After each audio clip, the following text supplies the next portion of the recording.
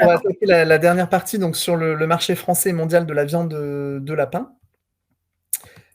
Donc, il y a on va regarder plusieurs choses. Donc, les indicateurs de production, il y en a un qui est souvent regardé, c'est sur les inséminations semaine par semaine, hein. Donc là, vous avez le graphe des inséminations semaine par semaine qui donne un premier état du niveau de production qu'il peut y avoir en France. Donc, donc c'est la courbe bleue, hein, celle de 2022. Donc on est à un niveau de moins 6,1%. Donc sur l'année précédente, on était à moins 7%, hein. Comme vous savez, la consommation et la production en viande de lapin sont plutôt en baisse. Donc on retrouve sur ces courbes-là. Alors il faut peut-être être un peu... Enfin attention, là, on voit que ça fluctue très fort, mais là, ça peut être juste c'est à la semaine, hein. Donc les inséminations, il faut les regarder plutôt sur du long terme, puisqu'après, il peut y avoir des effets juste de jours de congé, de jours fériés, de politique d'entreprise qui veut décaler un peu ces inséminations ou autres. Donc, c'est sur le long terme qu'il faut regarder. Donc, c'est plutôt la tendance structurelle de la courbe. L'autre indicateur de production, c'est sur le maillon abattage. Donc, sur les abattages, on retrouve des ordres de grandeur un peu similaires à ce qu'on vient de voir sur le graphe précédent. Donc, avec une baisse de la production de moins 7,3% sur les 7 premiers mois de 2022. Donc on voit par rapport à 2021, on n'était pas si éloigné que ça jusqu'au mois de mai, mais là sur juin-juillet, ça décroche un peu. Et puis quand on regarde sur les années précédentes, on était quand même à des niveaux en tonnes équivalent carcasse plus élevés qu'aujourd'hui. On a perdu à peu près 1000 tonnes par rapport aux années précédentes. Maintenant, si on regarde, donc là, sur les indicateurs du clip, l'interprofession lapin, sur les cotations vifs, par rapport à tout ce qu'on a vu précédemment, hein, sur la hausse du prix des matières premières, forcément, on a une répercussion sur les cotations en vif. Donc, vous avez la moyenne 2017-2020 là, en vert, en 2021, la courbe noire, et puis la courbe avec les points jaunes là, pour 2022 jusqu'à aujourd'hui. Et donc, on voit qu'il y a Alors, il y a toujours un creux, hein, sur cette période-là annuelle, on le revoit sur les années précédentes. Donc là, on est dans cette période de creux là, actuelle. Mais globalement, on est quand même sur des hausses avec, vous voyez, plus 12,5% sur la cotation vif par rapport à 2021. Donc, il y a une répercussion, hein, de toutes ces hausses des matières premières et notamment du coût de l'aliment dans ces cotations vives qui sont répercutées aux abattoirs. Sur le commerce extérieur en lapin, donc au niveau des importations et des exportations, on voit qu'on est plutôt, par rapport aux 6 premiers mois de 2021, par rapport aux 6 premiers mois de 2022, plutôt en baisse. Donc vous avez d'abord, hein, les apports, premier histogramme, le deuxième les exports et le solde en bleu clair là. Donc on est clairement quand même sur un solde positif, hein, sur la viande de lapin, c'est-à-dire qu'on en exporte beaucoup plus qu'on en apporte. Et donc à gauche, c'est sur le segment, enfin sur les volumes en tonnage, et puis à droite en prix, en valeur en euros. Donc on retrouve un peu les mêmes tendances entre la gauche et la droite. Donc c'est à la fois une baisse en volume et une baisse en valeur. Si on regarde par rapport au commerce extérieur, sur les exportations françaises de viande de lapin, donc il y a quand même le marché du lapin ne concerne pas tous les pays du monde, tous les pays ne sont pas consommateurs de lapin ou producteurs de lapin, donc c'est un marché qui est spécifique à certaines parties du monde. Donc les exportations françaises de lapin, les pays vers lesquels on exporte, donc il y a l'Italie et l'Espagne, on verra sur le graphe juste de droite, où ça peut être aussi des endroits où on en importe, qui sont des pays importants sur la production de lapin, hein, c'est plutôt les pays du sud de l'Europe. Donc là, on en a exporté dans ces pays-là, surtout là en Italie, il y a une plus forte hausse, mais sinon pour les autres pays, c'est un peu dans les mêmes ordres de grandeur. Il y a un chiffre un peu frappant, là, c'est sur les États-Unis, donc là, il y a un double facteur, c'est que les États-Unis, déjà, baissent pas mal leur consommation de viande de lapin, pardon. Et il y a l'Espagne, notamment, qui leur exporte beaucoup de lapins. Et donc là, en fait, l'effet entre 2021 et 2022, c'est surtout le fait que l'Espagne a repris ses parts de marché à l'export vers les États-Unis. Et côté des importations, là, c'est surtout la Belgique, le pays vers lequel transite la viande de lapin qu'on peut acheter en France. Et là, c'est quand même surtout, en fait, des importations qui viennent à la base de Chine et qui transitent vers la Belgique, vers d'autres pays européens comme la France. et plutôt pour le marché RHD, donc les lapins achetés à Rungis pour la RHD, française. Donc là, on a un gros décrochage, mais à la base, c'est ce type, de filière. Si on regarde sur la production de viande en 2022 de lapins, on a un recul de la production sur le début 2022 de -2,2%. En France, donc on a -5,9, en Espagne -7,8, donc l'Espagne reste quand même un acteur majeur. Alors après, là, il y a une petite subtilité statistique à prendre en compte. C'est que l'Italie, là, on a l'impression que c'est plutôt le troisième acteur de production de lapins. En fait, c'est juste que dans les stats du pays, il manque le premier industriel italien. Et donc, sur ce graphe de gauche, on ne l'a pas, mais sur le camembert de droite, on le retrouve. Donc c'est pour ça qu'on a l'Italie là qui est répartition de la production européenne de lapin. On a l'Espagne 31%, mais l'Italie se retrouve à 25% et la France à 20%. C'est ce qui explique le décalage entre ce graphe de gauche et ce petit camembert de droite. Et donc si on regarde l'approche de la consommation de viande de lapin par bilan en Union européenne, on est sur la production totale européenne sur 2021 par rapport à 2020 à -6%. Là, sur une année totale, hein, avec une hausse des importations de 12%, mais une hausse aussi des exportations de 18%, et la consommation en tant que telle, du coup, intra-européenne, est plutôt en baisse de 5%. Donc là, ce qu'on vous propose sur le lapin, un peu particulier, comme ça a été fait sur l'Ukraine et sur les États-Unis pour les œufs, c'est de faire un petit focus sur le marché chinois pour vous donner quelques éléments de perspective ou d'ouverture. Pourquoi la Chine? Bah, en fait, c'est intéressant la Chine puisque c'est, au niveau de la production mondiale de lapins, la Chine, c'est un peu, enfin, c'est 50% de la production mondiale qui est faite en Chine, même si c'est, seulement 3% de la production mondiale qui est échangée en viande de lapin, donc c'est pas parce que c'est un très gros producteur qu'elle en exporte énormément, mais on l'a vu, sur le graphe précédent, on peut en retrouver, notamment en RHD, du lapin, qui vient en provenance de Chine. Et puis d'ailleurs, il y a un autre, Corée du Nord, hein, qui est un autre pays historique sur la production mondiale de lapins. Et puis bah, les pays de l'Union européenne dont on vient de parler juste avant. Et donc on retrouve dans les pays exportateurs de viande de lapin, alors je ne sais pas si on voit très très bien là, à l'écran, mais donc la France, là, dans le 14% en volume du total échangé sur le marché mondial, donc au même niveau que la Chine pour la France. Et puis donc c'est l'Espagne dont on parlait juste avant, qui est le premier pays exportateur de viande de lapin au niveau mondial. Et la Hongrie aussi, qui est à 15%, donc pas très loin de la France et la Chine sont juste derrière. Alors là, ce qui est intéressant en Chine, c'est de voir en fait comment dire, pourquoi il y a une production de lapins importante en Chine, c'est forcément donc pour la consommation de viande, mais pas que.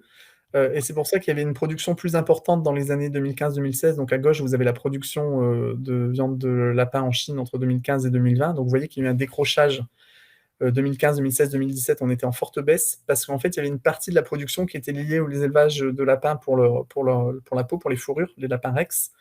Et en fait, ce créneau-là de valorisation du lapin s'est un peu cassé la figure en passant de 53 yens à 8 en 5 ans. Et donc, en fait, le lapin, depuis là, qui est à partir de 2018, 2019, 2020, c'est quasiment plus que du lapin pour de la consommation de viande, sans ce débouché spécifique peau qui existait jusqu'alors. Donc c'est pour ça qu'il y a eu un petit peu un décrochage, mais maintenant, dans ce qui reste, c'est vraiment la viande seulement qui est valorisée dans ces productions de lapins. Et ce qu'il faut savoir aussi, c'est que justement, à part les lapins rex, là, pour le reste des lapins donc, qui sont consommés plutôt pour leur viande, il y a seulement 50% qui est issu de races ou de souches sélectionnées. Et donc c'est quand même un peu du lapin tout venant, où il n'y a pas trop de génétique dessus. Donc c'est une question un peu de la filière chinoise, un peu d'améliorer sa génétique, peut-être d'ailleurs en provenance d'Europe ou pas, mais il y a un vrai enjeu d'améliorer la génétique lapine chinoise. Donc en consommation, ce qu'il faut dire, c'est qu'en fait, c'est pas toute la Chine hein, qui consomme du lapin. C'est la région du Sichuan, là, donc, qui est un peu là au centre de la Chine. Vous voyez en jaune orangé là, au milieu de la carte de Chine à gauche. Et là, dans cette région-là, on est à 3,8 kg par an par habitant. Donc c'est vraiment une région qui consomme beaucoup de lapins. Pour vous donner un ordre de grandeur, en France, on est un peu moins de 400 grammes, entre 300 et 400 grammes de lapins par an, par habitant. Donc on est vraiment on est à plus de 10 fois plus, hein. Donc c'est vraiment une zone, mais une zone spécifique de Chine qui, vous voyez, consomme 75% du lapin chinois. Donc c'est vraiment une habitude de consommation très régionalisée. Et le Sichuan et Chongqing, là, ça totalise 6500 restaurants de lapin, donc c'est-à-dire des restaurants thématiques où on y va pour consommer de la viande de lapin. Donc c'est vraiment une particularité culturelle de cette région-là. Il y a une croissance du nombre de restaurants, il y a des ouvertures de restaurants qui se font encore sur cette thématique unique de la viande de lapin. Donc c'est ce que vous avez sur ce petit graphe. Alors il y a pas mal de sinogrammes, donc tout n'est pas compréhensible pour ceux qui ne parlent pas le mandarin. Mais voilà, donc il y a pas mal de restaurants chaque année qui ouvrent sur cette thématique, et au total, il y a, comme vous voyez, 6500 restaurants, donc c'est pas neutre. Et donc, en termes de production, là, sur les dernières années, donc là, ça va jusqu'à 2021, on a une production qui est assez stable, on va dire, qui se stabilise, donc là, c'est 0,6%. Et puis, importation, exportation, là, qui ont été plutôt en baisse sur ces dernières années, mais qui avaient été plutôt en hausse précédemment. Donc voilà, donc c'est un petit focus qui nous semblait intéressant sur ce pays un peu particulier qu'est la Chine, avec des consommations un peu sur certains segments qu'on ne connaît pas forcément dans les mêmes proportions ailleurs dans le monde. Voilà pour la partie lapin. Donc, merci pour la présentation lapin. Là, pour l'instant, pas de commentaires dans le chat. C'est vrai que quand on voit les chiffres, on est forcément un peu déprimé, hein. Donc, il n'y a pas de questions pour le moment. Mais ça va probablement venir, on va voir. Quand on voit le volume d'abattage, même s'il est probablement corrélé à l'IA, donc on se demande, est-ce qu'il y a pu avoir un arrêt d'un outil d'abattage finalement?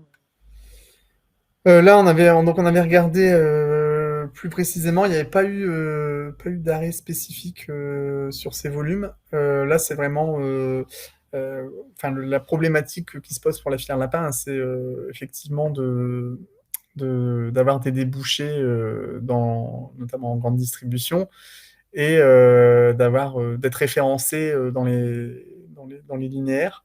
Et du coup, c'est vraiment la consommation qui en baisse, qui fait que la production s'adapte par rapport à ça. Donc là, il n'y avait pas, Mohamed me corrigera si jamais je fais une erreur, mais il n'y avait pas d'arrêt spécifique. C'était vraiment lié à la tendance qui se dessine pour le lapin, sachant qu'il y a quand même la particularité, il y a des campagnes promotionnelles extrêmement offensives pour essayer de développer, mais quand on est à 300-400 grammes de viande de lapin par an par habitant, la difficulté, c'est d'aller chercher des nouveaux consommateurs.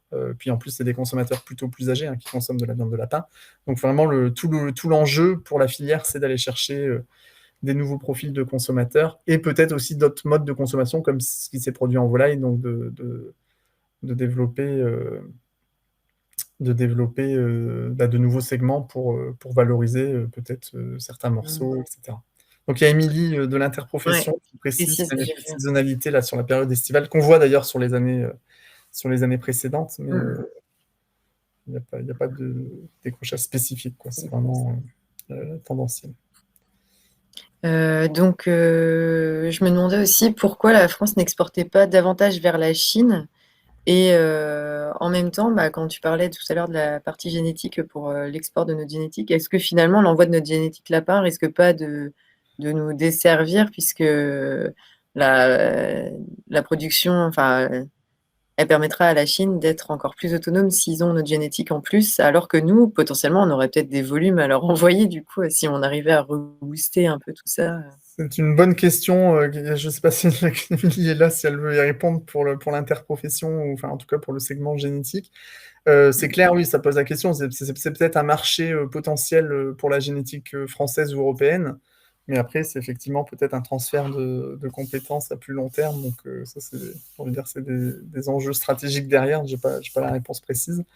Mais en tout cas, c'est sûr que quand la Chine se met à structurer un peu une filière et à y mettre les moyens, tout de suite, sur les volumes, on est tellement à des échelles complètement différentes que ça peut être des fois, on l'avait vu là sur un autre maillon, mais la Chine qui achète aussi des poussins, par exemple. Tout de suite, quand les frontières se ferment ou s'ouvrent sur les poussins, ça peut Mmh. faire tout de suite des volumes Ah tellement oui, très importants que conséquent. c'est vraiment... Ou comme sur les matières premières, hein, ce qu'on disait en préambule, Mmh. si la Chine, d'un coup, a fait des gros achats de soja, notamment, forcément, ça bouscule les équilibres mondiaux. Enfin, Mmh. c'est vraiment tout le poids et la force de la Chine de pouvoir basculer. Et puis avec, en parlant pour les aspects chiffres, des difficultés quand même à avoir des statistiques utilisables, fiables, et avec la difficulté aussi de savoir les stocks, la communication sur ce qu'ils ont en stock, et qui est un peu une arme géostratégique, hein, Mmh. de ne pas donner leur niveau de stock, ça permet de pouvoir jouer sur les cours, Sur quoi. les cours? Bah oui, bien sûr, ouais. Et c'est vrai que c'est du coup, finalement, je retire la question, on peut la leur donner, c'est peut-être moins dangereux que d'être, soumis à leur, potentiel, pouvoir de variation des flux et de faire la pluie et le beau temps finalement, si, on devient trop dépendant d'eux, ouais, effectivement. C'est ça. Puis après, là, sur la Chine, il y a quand même l'autre, donc, qui dépasse aussi juste que la filière lapin, mais c'est toutes les tensions un peu géopolitiques, là, en ce moment, sur la guerre économique entre Chine et États-Unis, qui peut avoir des répercussions sur les petits poussés européens, quoi, hein. Mmh mh, mmh mh. Mmh, c'est Là, sûr. si les marchés alors pour l'instant, on va dire, il y a trop d'interdépendance pour que, on va dire, d'une façon pragmatique, économique, les échanges se stoppent, mais on a vu qu'il y avait quand même des volontés d'émancipation des uns des autres Mmh. qui peuvent impacter. Et nous, quelque part, on n'est pas trop dans, dans ce conflit, mais on est forcément répercuté. On se retrouve Mmh mh. répercuté, quoi. Et sinon, quelle est vo enfin, sinon, il y a une question, qui vient du chat, votre perception sur les perspectives des matières premières fibreuses, prix et disponibilité? Donc là, on l'a pas présenté là, c'est vrai qu'on aurait pu le Mmh. présenter. Je vais regarder, on a les chiffres, enfin, je pense que c'est par rapport au lapin là, sur luzerne ou ce genre de choses. J'imagine que c'est Mmh. ça la question. D'ailleurs, en matière sèche Je et recherche peut-être ça. selon les «stades» entre guillemets aussi, parce que je sais qu'il y a entre les enfin, je sais pas, il y a pas différents stades? Pas stades, mais âge de production, quoi. Enfin, en volaille, c'est des phases, quoi, en fonction des phases de Oui, production. oui, oui, oui. Bon, alors là, je suis pas du tout spécialiste sur le sujet. Je recherche quand même, je sais plus. Enfin bon, ça, Mohamed, s'il est encore parmi nous, dans le chat, si tu peux mettre les éléments, puisque je sais qu'on avait les évolutions pour luzerne et autres aliments fibreux. Mais là, je ne trouve pas tout de suite, hein. Mmh. Donc c'est vrai que c'est pas moi je j'aiderais pas là-dessus non plus. Après, c'était de toute façon les aliments, on va dire, il y a quand même enfin, l'ensemble des aliments matières premières se retrouvent impactés fortement. Donc après, il peut y avoir des variations au mois le mois selon les récoltes, etc. Mais de toute façon, Mmh. tous les aliments sont touchés. Donc là, j'ai plus la courbe sous les yeux là, là tout de suite, mais c'était aussi fortement impacté à la hausse, quoi. Ça, c'est des choses, comme on a fait hier, on pourra rajouter la diapo sur les Après cotations. là, eux, c'est plus la sécheresse même, qui a dû les impacter, non? Sur la matière fourragère, Ah bah j'imagine oui, que oui, oui, oui, oui, oui, oui, bien sûr. Oui, oui, là, la disponibilité, là, vu l'année de sécheresse et de canicule qu'on vient de passer, il peut y avoir, oui, oui, il y a des stocks en moins, c'est sûr, des productions en moins. Même si l'année précédente avait été plutôt très favorable sur la partie fourragère et fibres. on est dépendant aussi, enfin désolée, mais c'est parce que là je vois quelqu'un écrit donc j'attends, ah bah c'est bon, la question vient de passer. Ah non, c'est, Mohamed qui apporte une précision. Le prix des déshydratés risque d'exploser. On est à plus de 300 pour le moment, avec le prix de gaz qui explose et une forte demande pour les méthaniseurs. Les dispos pour la fab risquent de Ouais. baisser. Et ça, c'est d'ailleurs une remarque intéressante, c'est qu'il y a quand même la question des déshydratés en France, et c'est pas le cas que pour les déshydratés pour le lapin, mais sur l'ensemble des déshydratés et des tourteaux, enfin tout ce qui utilise énormément d'énergie en toastage, etc. Il y a quand même enfin, le coût énergétique de ce process de fabrication est quand même complètement remis en cause par des coûts de l'énergie extrêmement élevés. Et donc, il y a des usines, par exemple, de trituration, etc., qui se posent la question d'exporter d'autres types d'aliments plus frais et pas déshydratés, alors qu'ils voyagent beaucoup moins bien et du coup beaucoup plus localement. Mais parce que le déshydraté, du coup, va voir ses prix exploser par son process de fabrication, quoi. Très consommateur d'énergie fossile. Ça marche. Et du coup, donc là, c'est pas une question assez professionnelle lapin, c'est juste pour alimenter un peu la culture générale, mais enfin la mienne en tout cas. Mais pour la formulation d'aliments, est-ce qu'on a, ils sont sur base quoi? Parce que par exemple, nous, en poule, en volaille de chair plutôt même, on va être sur du soja, maïs, blé. Et c'est quoi en lapin? Est-ce qu'il Oui, y a bah donc, quelque chose oui, oui, qui oui. a dû être substitué de par les Bah là, variations de matières là, c'est premières? pareil, je compte sur Mohamed pour préciser, mais sur l'indice Ouais. Italie lapin, effectivement, du coup, il y a les matières premières fibreuses qui sont pris en compte, effectivement, puisque c'est un aliment en base de la consommation. Et donc, effectivement, il y a c'est pour ça que des fois, il peut y avoir, des fois, on nous pose d'ailleurs la question entre les différents indices Italie des différentes filières, pourquoi les évolutions sont pas exactement les mêmes. Bah, c'est tout simplement parce que les proportions d'aliments ne sont pas les mêmes selon les espèces. Oui, tant que Et c'est que, indexé sur la ligne. et voilà. Et donc là, clairement, par exemple, les déshydratés, les bouchons de luzerne ou autres pour les lapins, bah forcément, s'ils ont une évolution différente du reste des aliments, bah, l'indice Italie et du coup, le coût de production, parce que l'indice Italie n'est qu'un reflet, on va dire, du coût de production matière première de la production, bah, peut se retrouver forcément impacté un peu différemment, quoi. Même s'il y a quand même des corrélations fortes hein, entre les différents aliments, il y a quand même souvent des tendances à la hausse en même temps. Quand le soja augmente, ça tire le prix du colza. Quand le carburant augmente, ça augmente le prix des engrais et du coup un peu de toutes les, Ah oui, et de tout. toutes les Là, matières même premières. pour faire des balles de luzerne, enfin des pelets, enfin, des bouchons de luzerne, il faut aussi compresser, il faut utiliser quelque chose. Je pense que c'est thermique, enfin, c'est des moteurs thermiques qui permettent Oui, c'est pour ça, c'est toute l'énergie utilisée pour ce des process-là moteurs, enfin, voilà, de l'électricité, du gaz, enfin, voilà, plein de choses, des énergies fossiles qui fait que ça fera augmenter la facture à la fin du mois, tout quoi. à fait. Et voilà, et peut-être même à la fin, je disais, des réflexions sur est-ce qu'il n'y a pas une partie qui pourrait être valorisée autrement que Mm. ce type d'aliment traditionnel qui est le granulé, par exemple, Mm. qui est quand même vraiment enfin, en termes de transport, de facilité d'usage, extrêmement intéressant, mais en termes énergétiques, extrêmement coûteux. Donc, la filière lapin, là aujourd'hui, on a une idée du nombre d'éleveurs dans la filière lapin On- actuelle. Et est-ce que aussi les départs, vu que là je profite, je ne sais pas si ça peut réagir au niveau du chat, mais euh, est-ce que c'est soumis aux mêmes problématiques des autres filières par rapport à l'âge des éleveurs aussi? Est-ce qu'on a à craindre justement des gros départs? Parce que ça peut venir aussi un peu fausser, entre guillemets. Je ne sais pas si c'est très... déjà, on a du mal à recruter en volaille et tout ça, mais je ne sais pas non plus si le lapin, c'est très sexy finalement. Est-ce que les étudiants ont envie d'aller s'installer après en Bah, lapin, oui, etc. oui, enfin, la question, alors là, c'est vraiment peut-être à l'interprofession de répondre. Ah, du coup, ouais, Mais même clairement, c'est problématique. la même problématique. Alors là, on espère, avec les données du RA 2020, de pouvoir traiter un peu les pyramides des âges de toutes les filières Mm. avicoles et cunicoles, de voir un petit peu effectivement où on en est. C'est une problématique de façon qui est vraie pour tous les maillons de l'élevage. C'est la même problématique de renouvellement de génération. Bah, Émilie le remet là dans le Mm. commentaire. Et puis la question aussi, du coup, effectivement, pour faire face à ce renouvellement, de l'attractivité du métier.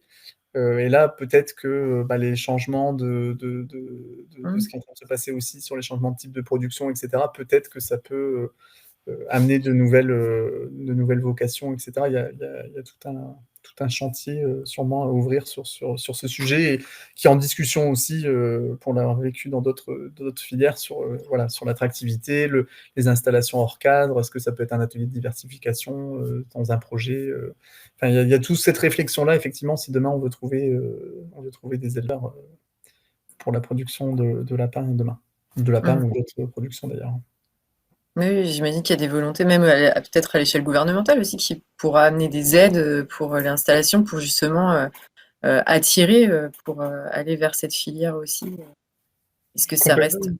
Complètement. Et puis après, enfin, on parlait de souveraineté alimentaire. On voit bien là, par exemple, Mmh. si on regarde l'aspect avicole, enfin, quand il y a une grippe aviaire, bah, on est peut-être bien content d'avoir aussi d'autres productions qui sont pas touchées. Ou là, sur le porc, pareillement, qui ont aussi des.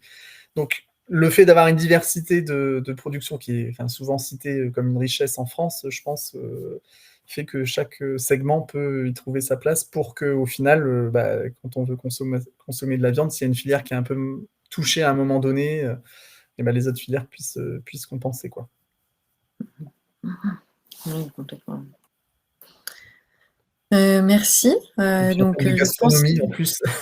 mais et c'est ça, ça fait partie de notre patrimoine, le lapin au pruneau, le lapin à la moutarde, enfin, je veux dire, mais non, c'est sûr que c'est dur, hein, de voir ces chiffres-là parce que c'est une viande qui est hyper saine, au niveau que ce soit organoleptique ou que ce soit au niveau, aujourd'hui, on est très axé sur la santé justement, donc c'est une viande qui est maigre, enfin, il y a Il y a plein non, d'atouts à c'est vrai que faveur. c'est difficile à comprendre. Enfin, c'est pas difficile, mais ça fait mal en tout cas de voir les chiffres aujourd'hui. C'est sûr on a envie de se dire que il y aura un rebond et il faut le voir comme ça, quoi. Il faut se dire à un moment donné, on va réussir à retrouver quelque chose. Et c'est vrai que dans ces cas-là, bah, il faut aussi, je pense, avoir des coups de pouce. La filière, elle toute seule, c'est sûr elle peut pas rester Oui, bah là, il y a s'affaisser. les campagnes, c'est pareil, c'est pas à moi trop de répondre, c'est plus, enfin, il faut Ouais, regarder à si vous suivez Émilie. le clip, etc. Mais Ouais. il y a quand même des campagnes promotionnelles, etc., très, très impactantes là, avec des aides au niveau européen pour Mm, mm, mm. des campagnes qui peuvent permettre Oui, de. bah, surtout qu'en plus, les firmes-services, enfin, les entreprises, elles ont gardé leur service avec quelqu'un en technique qui va être spécialisé lapin. Bon, parfois, Ce ils qui est coupent aussi d'ailleurs un une des production, partenariats mais avec cette filière qui est extrêmement, techniquement, extrêmement suivi. ouais, oui, Pour oui, c'est ça, que- c'est qu'au niveau technique, on est quand même bien taillé en France, quoi. Donc là, au SPACE, il va y avoir un SPACE enfin, sur une application pour le lapin. Donc il y a encore enfin, il y a pas, c'est pas qu'il y a encore, mais c'est que on est riche en France de toutes ces connaissances-là et de tout ce développement. Et il y a des personnes qui travaillent vraiment complètement dessus. Donc c'est vrai que j'espère que ça sera relancé par la suite. Mais bon, on n'a pas de boule de cristal, donc on verra bien ce qui se passera.